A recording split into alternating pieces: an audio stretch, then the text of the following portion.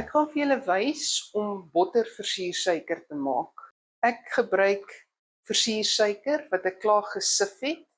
Dis 500 gram versiersuiker saam met 500 gram stok margarine. Ek gebruik net stok, die ander is vir my 'n botterige smaak en ek hou nie baie daarvan nie.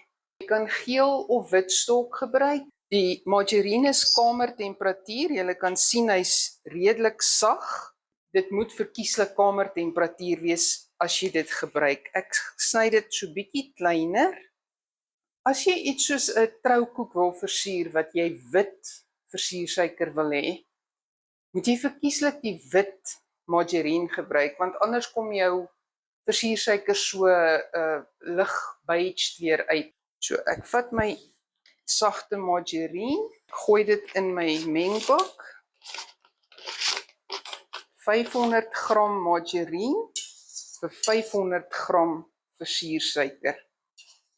Die versiersuiker verkieslik gesif voor jy dit afmeet. Daar's altyd klonte in versiersuiker. As jy dit sif, dan sif jy outomaties die klonte uit. Ek gaan dit nou in my menger sit, stadig, dat hy eers die margarine met die versiersuiker meng en dan sal ek hom vinniger sit, laat hy dit klop. Ek begin met my menger stadig.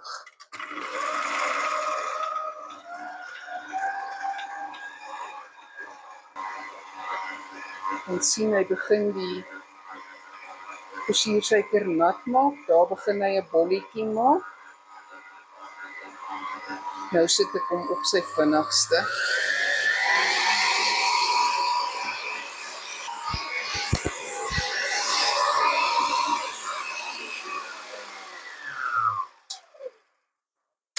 Die versiersuiker het nou 2 minute geklop. Ek gaan nou my kante skraap en dan gaan ek 4 teelepels vanilla bygooi.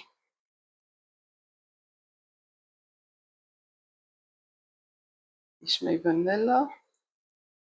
Gooi dit oor en ek gaan sit hom weer in my klitser. Weer 'n keer, as jy 'n wit versiersuiker wil hê, moenie vanilla ingooi nie, want dit gaan die versiersuiker 'n ander kleur gee. Ek begin maar eers stadig.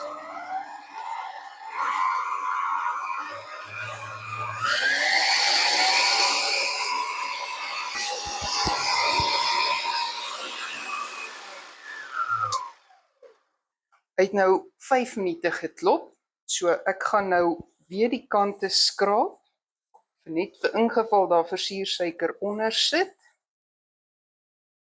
En dan as ek so dit tussen my vingers vryf, moet ek nie meer versiersuiker voel nie. Dit moet net glad wees.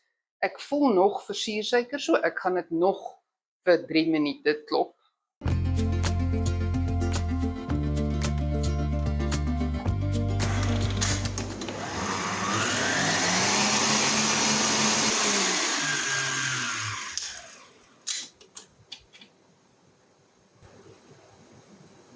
Ek voel nie meer suiker nie, so hy is nou reg. Hulle het nou omtrent 8 minute geklop. As jy bekommerd is dat dit nog nie reg is nie, of as jy enigstens nog suiker voel, kan jy dit met 'n geruste hart nog klop. Ek gooi geen melk of enige iets by nie, want melk is geneig om 'n harde kantjie te maak. Ek hou daarvan dat dit sag bly. Ek gaan dit nou my koek versier en dit wat oorbly skep ek in 'n ou tapperbakkie en ek sit dit in die vrieskas. Dit kan met die grootste gemak vir 'n jaar gevries word. Ek dink ek het dit al langer as dit gevries en dan was dit nog steeds reg.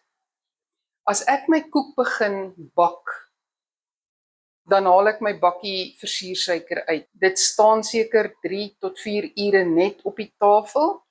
En as ek dit dan wil gebruik, dan is dit ontdooi en sag, dan kan ek dit net so op my koeke gebruik.